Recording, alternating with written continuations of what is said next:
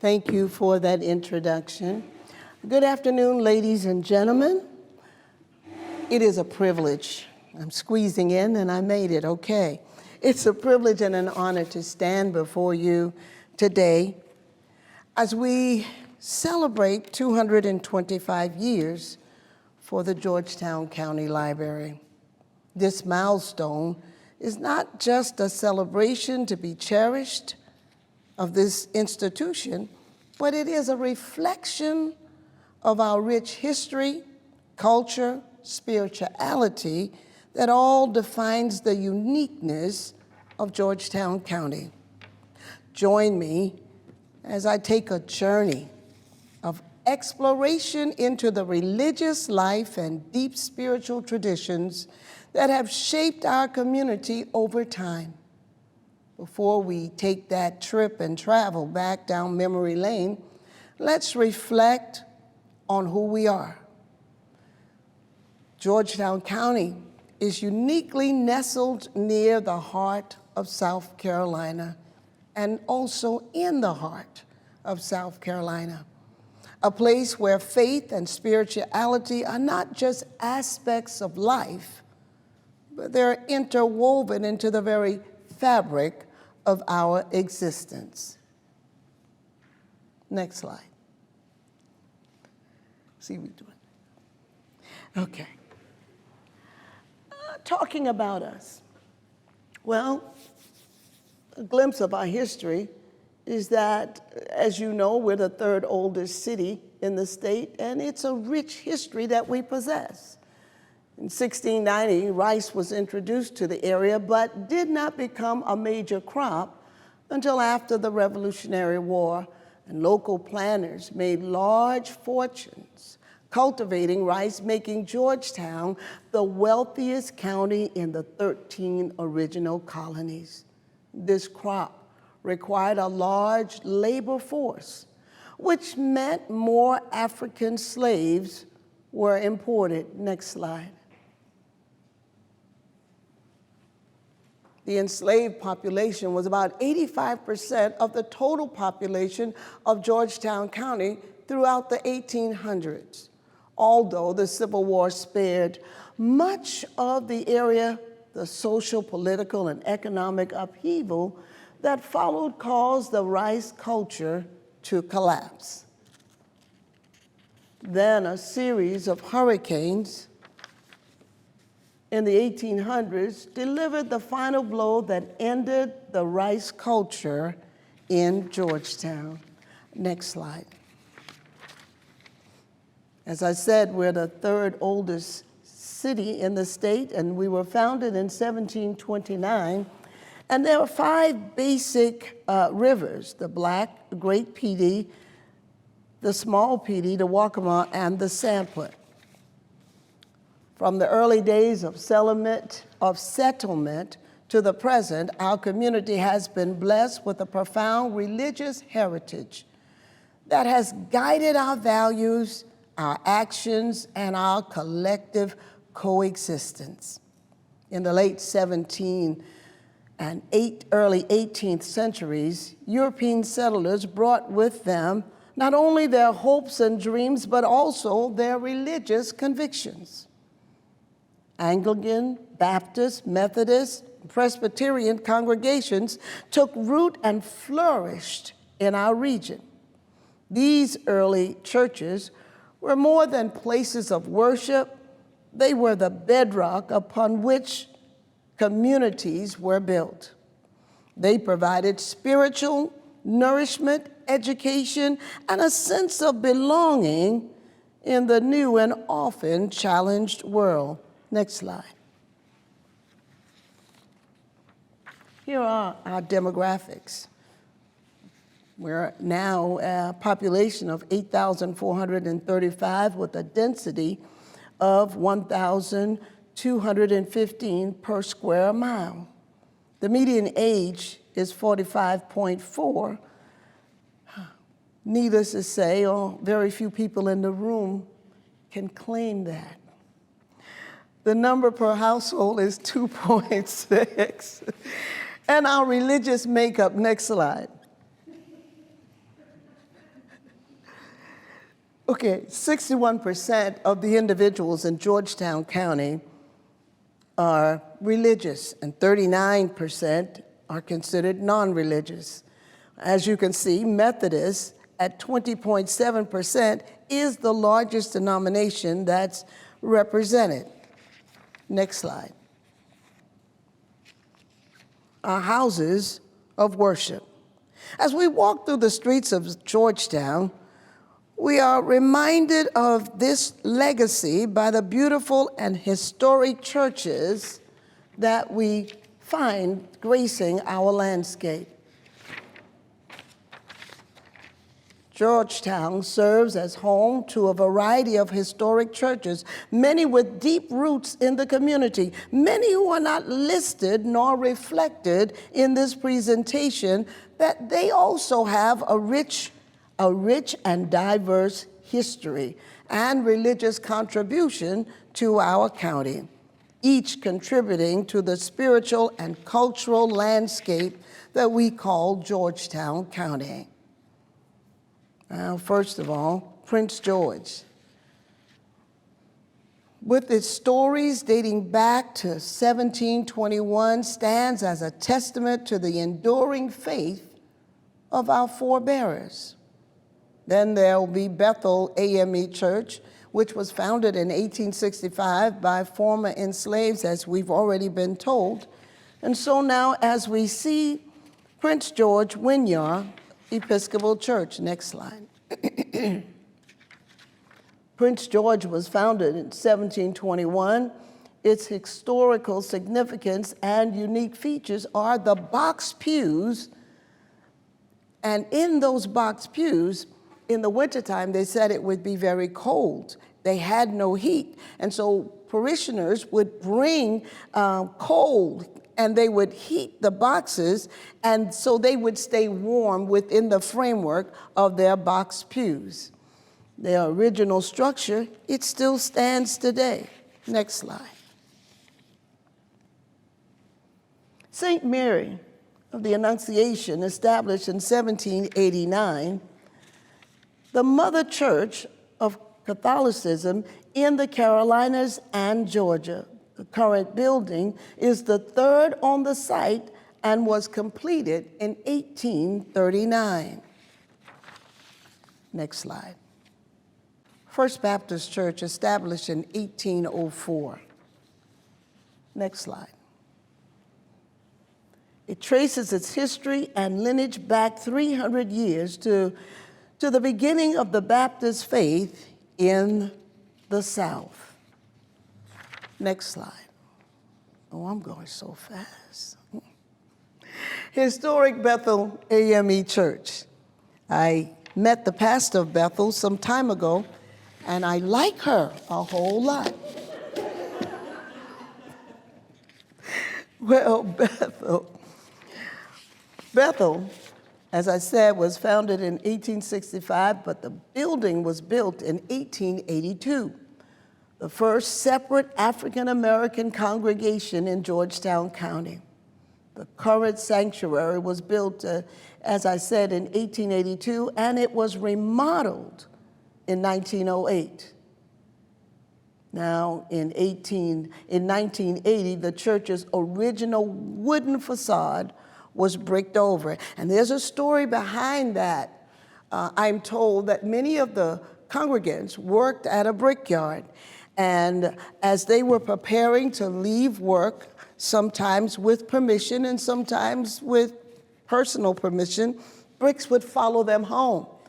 And so as the bricks followed them home, it eventually amounted to enough bricks for them to start the project. If you were to go by Bethel and look at the facade, you would see that all the bricks do not match. Some have one red tone, some have another red tone, but yet and still, I am so proud that they did what they did, and they were able to make their church a better place of worship, if I could say that. Well, here we are. The spiritual traditions of Georgetown County are not confined to Christianity alone. Our community has been enriched by a diverse belief and practices of even Native Americans, their spiritual traditions, their spiritual practices.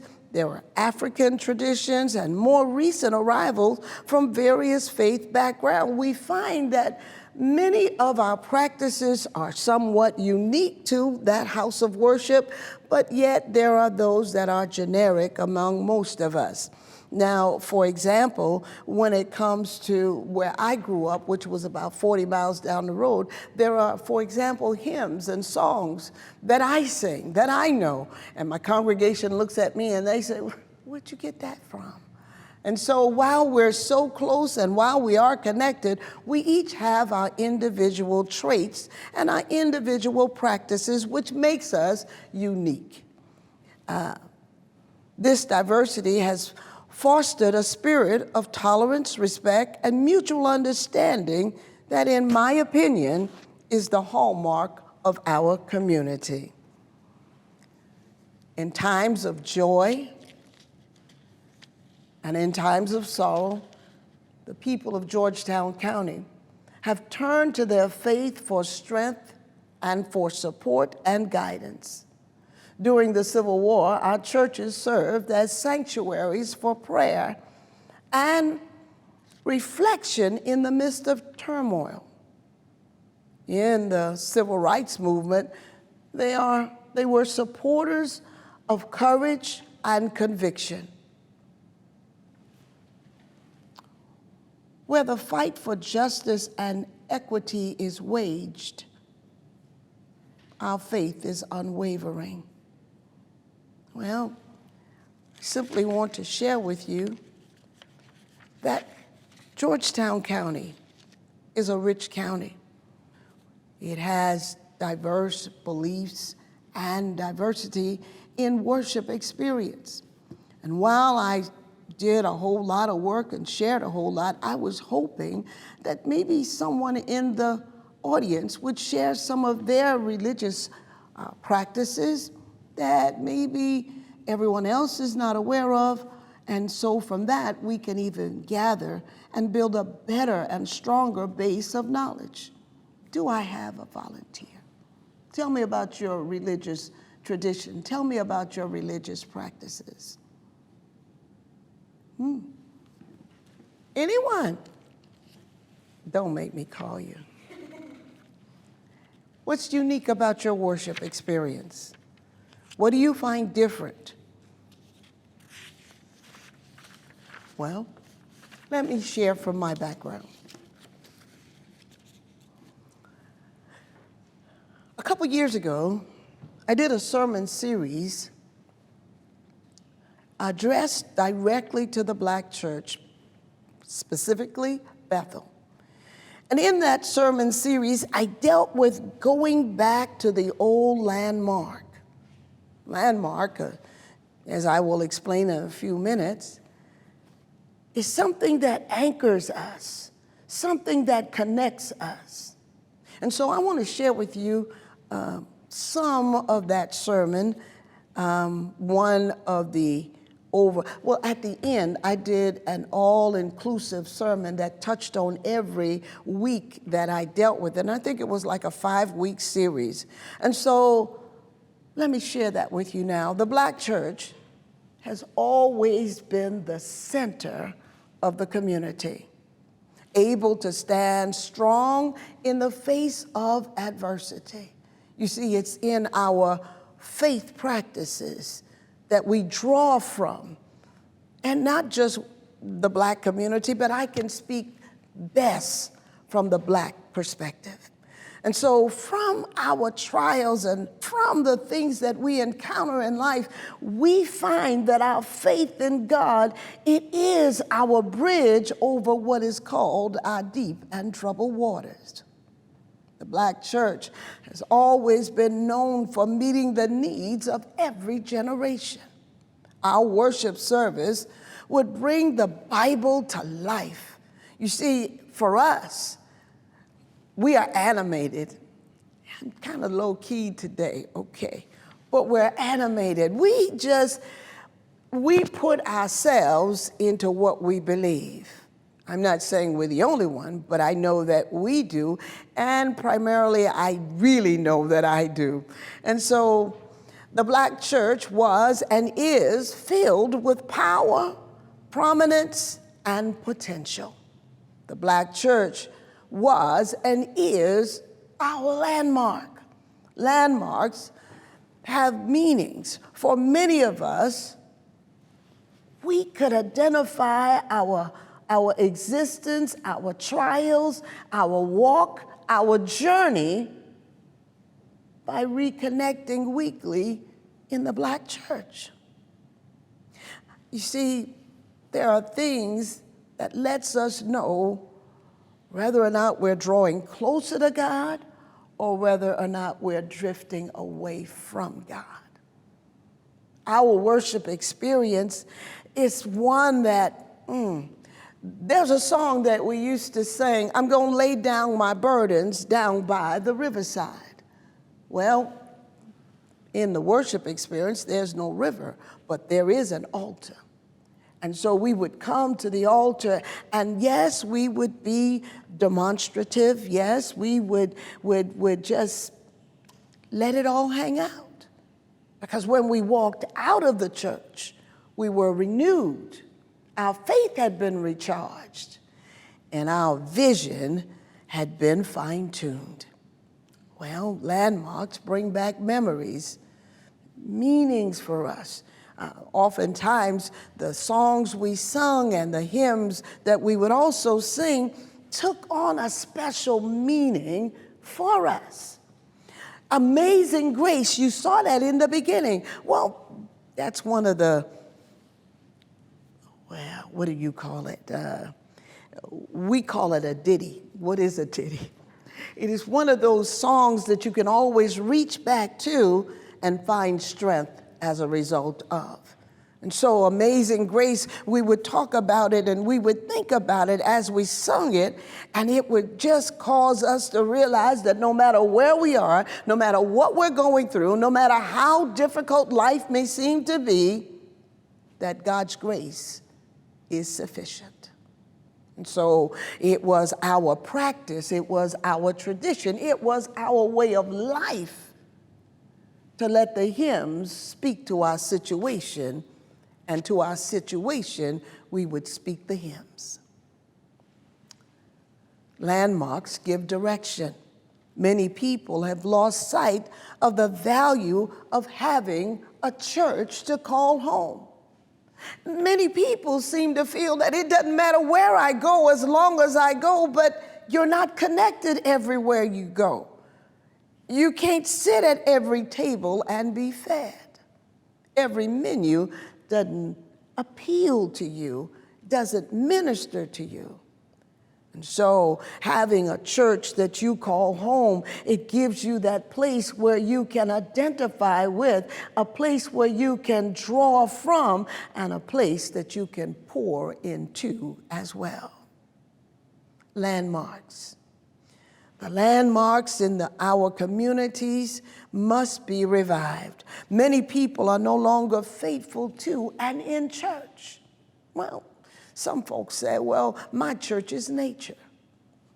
Okay, so can the birds give you a word when you're in the valley of despair? Can nature speak to you and encourage you when you have issues beyond your understanding? And while I too commune with nature, I see and I know the value of having a pastor and having a church home and having a church family. In our present society, many people no longer find excitement or joy in coming to church.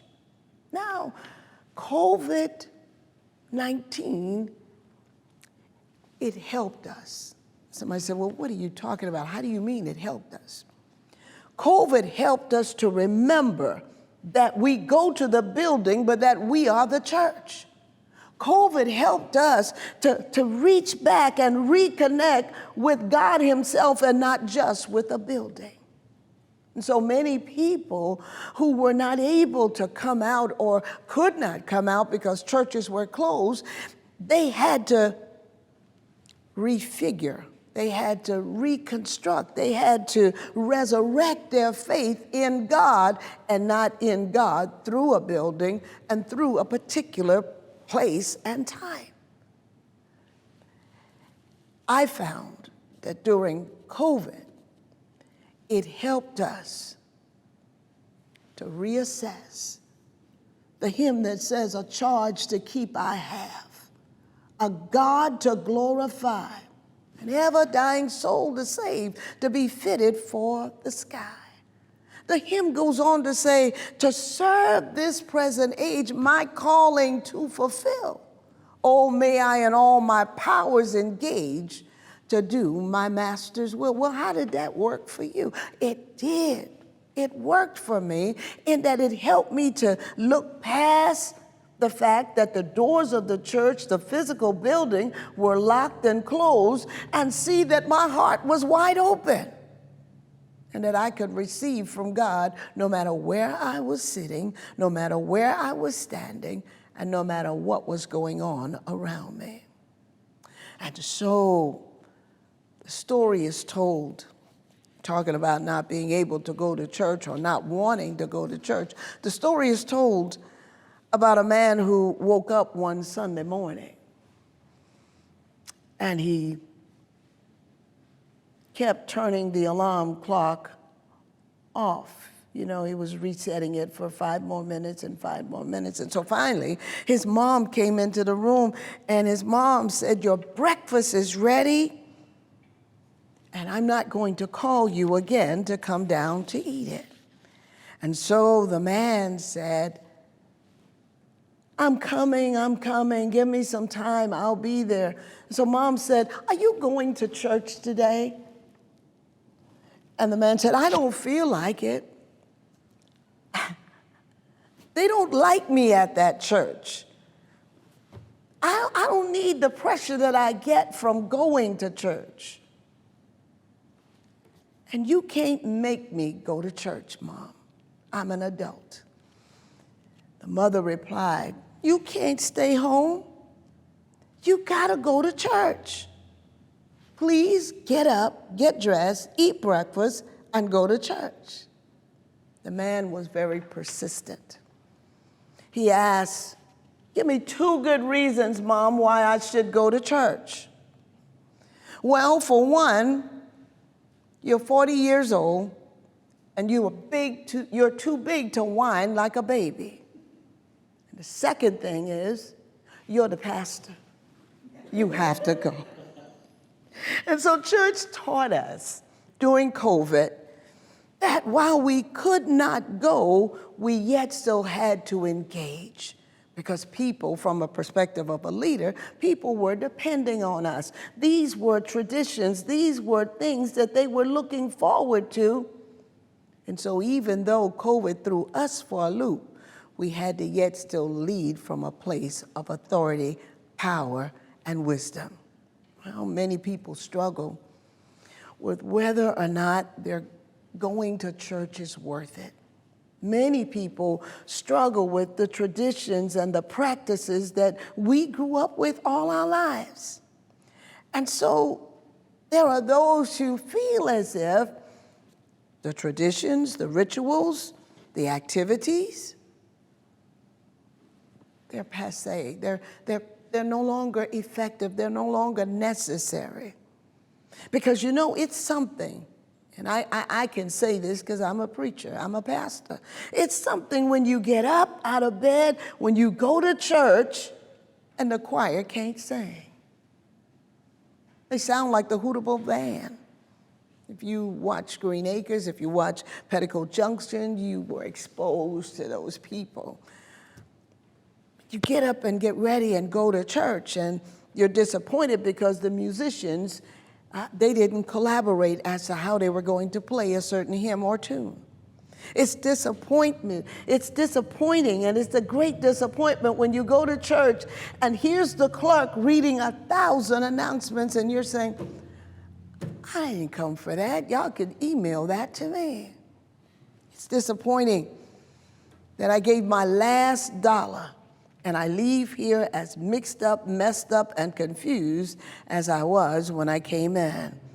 It's disappointing when the preacher does not prepare his or herself for the preaching moment. And it feels as if we're learning as we go, because that's what the leader is doing as well. Maybe our practices, maybe our traditions has you wondering if it's important. What does it do for me, you ask yourself over and over again. Why do I get up every week? And why do I go to Bible study? Why do I go to prayer? Why do I go to worship? Why do I do this to myself? How does going to church help me with my trials? I feel like Bethel, the name means the house of God. I feel as if I gave my last. I feel as if I came under duress and I got gypped. A lot of people feel that way. But there's a portion of Scripture. I mean, you can't invite a preacher someplace and don't expect a Scripture to come up. Come on, be real. That's what I do. Okay. So there's a portion of Scripture that says, I was glad when they said unto me, let us go into the house of the Lord. That's Psalm 122. And see, it's that opportunity, it's that privilege. We're talking about traditions. We're talking about lifestyle, our religious lifestyle. We're talking about what it means to be a part of a local fellowship. We're talking about what does it feel like on Sunday morning. The psalmist said, I was glad. So it says to us that we should be joyous and rejoicing when we enter the house of the Lord. We need to go back to the old landmark when we got excited about worship, when we got excited about the things that defined who we were as a people of worship. The writer said, I was glad. You see, that's personal. I was glad. I hope we're all glad, but I was glad. I'm convinced that coming to church, experiencing the tradition, and being a part of a religious lifestyle, it's personal. It's personal. You see, I don't know about you, but church means too much to me to allow a virus to cause me to just give up on God. I can't allow myself to go backwards because I need to go forward. Remember the hymn, a charge to keep I have? It's personal. It's personal to me. You see, when David, the psalmist, said that I was glad, he was returning to his homeland. And as they neared the city, some of the captives were rejoicing because they could see Solomon's remains. You know, that magnificent temple that Solomon built in order to worship God. And so as they were journeying towards their homeland, they burst forth in a song that they sang, and it was uncontrolled, unrestrained, and unreserved, their emotions. They said, I was glad when they said unto me, let us go into the house of the Lord. There ought to be joy in going into the house of the Lord. When you think about all that you've gone through in the run of a week, during the period of a week, and when you realize that you made it, you ought to rejoice. So David said, I was glad. You see, people came to church because they needed to hear a word from the Lord, and they were glad. People came to church because they needed a blessing from the Lord, and they were glad in their anticipation of what God was about to do. People came to church because they needed a touch. They were in the valley of despair, but they knew that one touch would revive them. You see, that's when church was church. Yeah, I know I'm saying the building is the building and that we are the church. Yes, but we also refer to the building as the church house. Well, that's when church was at its best, in the church house. See, a landmark is what we need to reconnect to. Our faith, we need to put our anchor down. You know, an anchor is a stabilizer. And we need to be stabilized in this day and time when things are always changing, attitudes are changing, mindsets are changing. We need to be anchored. We need to appreciate the preached word. That's the landmark. People came to church excited, and they were anxious about what they would hear from the Word of God. They got excited because they knew that if I got to church, if I could only make it into the door of the church, my attitude will change. And so they said, I was glad when they said unto me. You see, we need to go back to the old landmark. This is the series I shared with Bethel. And now I'm sharing it with you because it's individual, but it's collective, the message that I need to share. There's a song that says, let us all go back to the old landmark and let us stay in the service of the Lord. Well, in times of joy and in times of sorrow, the people of Georgetown County have turned to their faith for strength and for guidance. During the Civil War, our churches, as I said, served as sanctuaries for prayer and reflection in the midst of toil and turmoil. Today, as we celebrate 225 years of Georgetown County, this library, we recognize its role in preserving and promoting our spiritual heritage. You see, libraries are repositories of knowledge and wisdom and culture. They are places where the sacred texts of various religions can be studied and appreciated. They provide a space for dialogue and learning and interfaith understanding, such as this opportunity that we share today. And so let us honor this great institution by recommitting ourselves to the values that have sustained us for generations and generations. Let us continue to nurture our spiritual lives, to support our faith communities, and to pass on our rich traditions to future generations. For in doing so, we ensure that the flame of faith and spirituality will continue to burn brightly in Georgetown County for many years to come. And so, at 4:42, I thank you, and may God bless our community as we cherish our Georgetown County Library. Thank you.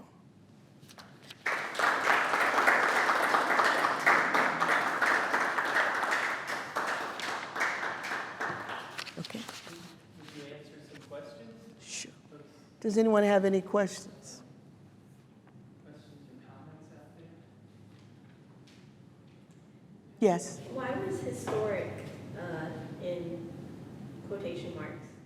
Because historic is an adjective to our name. Because we were the first independent Black church in Georgetown County, and because of our longevity, we are historic. But that's not our name. That's just descriptive of who we are. Yeah. Anyone else? Question. So like after Amy, demoted you, you were pastoring at the mass shooting in Florida, which was the first, I guess, the biggest one, was a gay nightclub, and it's kind of under a homophobic church. So then afterwards, I noticed how you're still posting, like you went to an anti-hate conference, you had a rainbow shirt, and you went to Charleston Pride, and you were doing interviews. So it seems like you were courageous, like you were not going to be silenced. And so I was just wondering about that, and like, did anyone tell you not to go to Orlando, and did you ever think about leaving the church due to the treatment? Okay, well, I think our questions were to be germane to the presentation, but I will answer you. That's not a problem. So first of all, I did not see it as a demotion because wherever I serve God's people. And I love everyone, and I appreciate the privilege to serve. And so while I moved from one location to another, my message did not change, no. And I think you wanted to know, did anyone tell me not to go to Orlando? The answer is no. Is there not? I'm sure it's okay for me to ask you. And that question is germane because? Oh, I don't know. I just trying to ask, like, what the speakers about, what their bio is, but yeah. So I mean, I guess I've been there like a few years after, and I saw like the bullet holes in the building and stuff, and I was just wondering about what it was like at that time. Like, I know I guess I read you were like hugging people or comforting people like down there and stuff. So. Oh, well, yeah. Hugging is a part of who I am. It's a part of my spiritual DNA. I believe that the love of God that I embody, that I ought to share it with others. And so it doesn't matter to me who you are, where you're from. I want to share. Any other questions? Do you like keep in touch with any of the people? Like, I know there were survivors from 5 survivors from AME. Because you're in Charleston and stuff, do you still like keep in touch with those people? Well, let me just simply say that I have engaged conversation with them, and yes, I do care for them yet still, and I am that way with every congregation and members that I've ever had. I don't just close the door when I leave a place. I close it as a pastor, but I keep it open as a friend. And it's like gentrified there a lot. Like, do you feel people that attend there are still from the peninsula, or are they being like priced out of their? I don't know how to answer that question because wherever I'm assigned, I go in and I work with my heads down, and I've been working in Georgetown for 8 years, and my head is down, and I don't really know what's happening in Charleston because my care and my concern and my calling now is to Bethel and to the Georgetown community. And also, like, I've heard that the White Methodist Church was, changing their stance on like gay marriages, and that the AME Church may consider that this year. Do you think? I cannot speak for the AME Church. I am a member of the AME Church. I am a minister in the AME Church, but I'm not the spokesperson for the AME Church. Do you have any questions concerning what we talked about today? I had one was about, you were talking about the pastor, is that like something that your mom would have told you, or is that something maybe you were telling your daughter or something like about the part where you... Oh, yeah. Well, that illustration was shared with you simply to bring a little bit of humor to the presentation, but also to drive home the point that a commitment is a commitment not based on what you feel like, but a commitment is a commitment because you made it and you need to stand upon it.